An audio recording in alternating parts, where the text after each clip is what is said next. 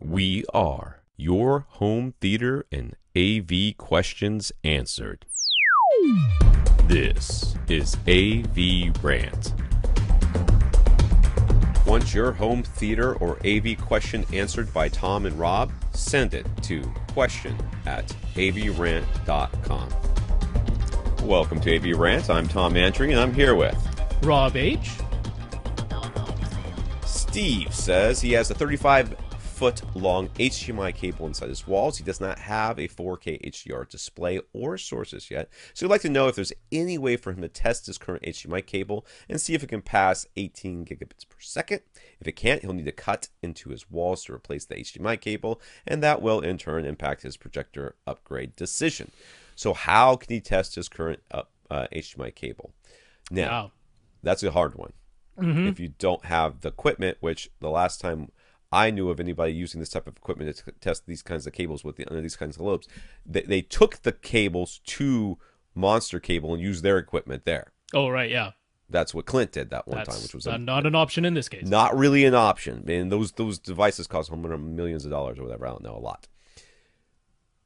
So if you bought your cable from Blue Jeans Cable, you can just ask them. Okay. Well, if that's the case, Blue Jeans will tell you that their cables up to 25 feet in length have been fully HDMI high-speed premium certified, which means they're guaranteed to do the 18 gigabits per second. But this is a 35-foot long. Even Blue Jeans haven't been certified for 35 feet long. So they will tell you that technically, if it's theirs, it's not. But if it's some other brand, then we definitely don't know. Not for certain. We won't know for certain. If it's rated for high speed, there's a half decent chance. But I just want to talk a little bit about the signal first, because to get over the 10.2 gigabits per second, that any cable that was fully certified high speed will definitely pass 10.2 gigabits per second. And in order to exceed that, you'd need to be sending 4K resolution at 60 frames a second with 10-bit color. That would do it. That would get you over the 10.2. If you're going to be sending 4K resolution at 24 or 30 frames per second at 10-bit color, you're not going to exceed 10.2 gigabits per second, so you're safe, as long as your cable was certified high speed. So just on the signal side, realize that you might be fine with just high speed regardless, and then if you are going to be sending 60 frames per second, that's what you would actually need to try to send in order to test whether you need more than 10.2. Right. So the reality here is it probably will be, if it's high speed, it will probably be okay. Right. For most of your Ultra HD Blu-ray stuff. Yeah. Yeah, because originally they were saying you weren't supposed to need any new cables as long as you had high speed, but then some people were like, but the Panasonic Blu-ray players output 12-bit at 60 frames, and these high-speed cables sometimes aren't passing that. Right. So 35. Your problem here really is 35 feet.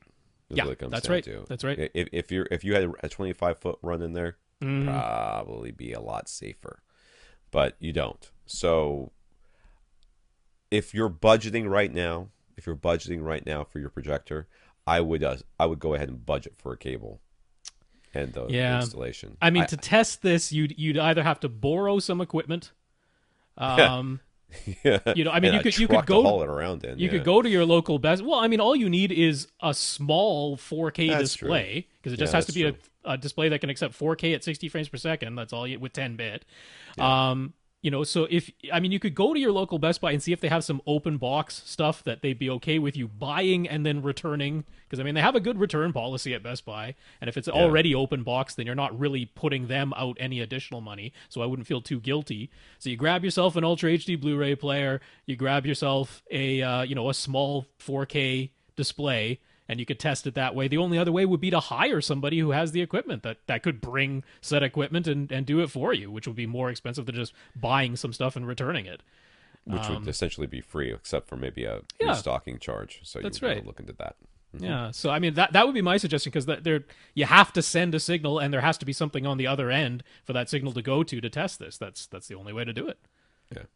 You want to spend a little while looking at it, too, because while it's unlikely, it's generally either all or nothing. Either it comes through or it doesn't. There is the chance that there's going to be a little bit of signal loss, and you might get like sparkles in like the dark areas and stuff. So you're going to want to watch for a little bit and make sure that you're getting everything through.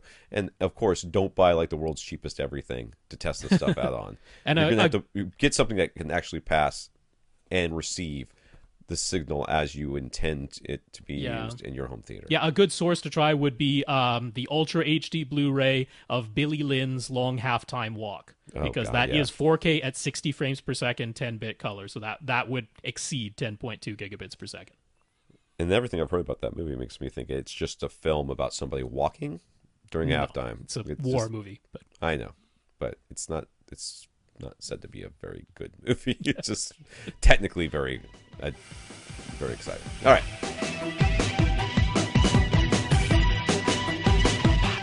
Want your question answered? Send it to question@avrant.com.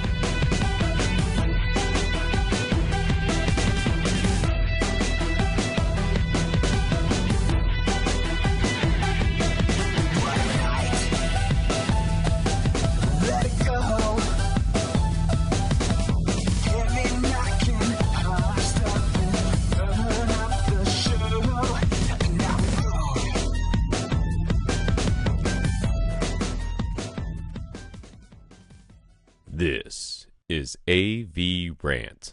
Now go out and listen to something.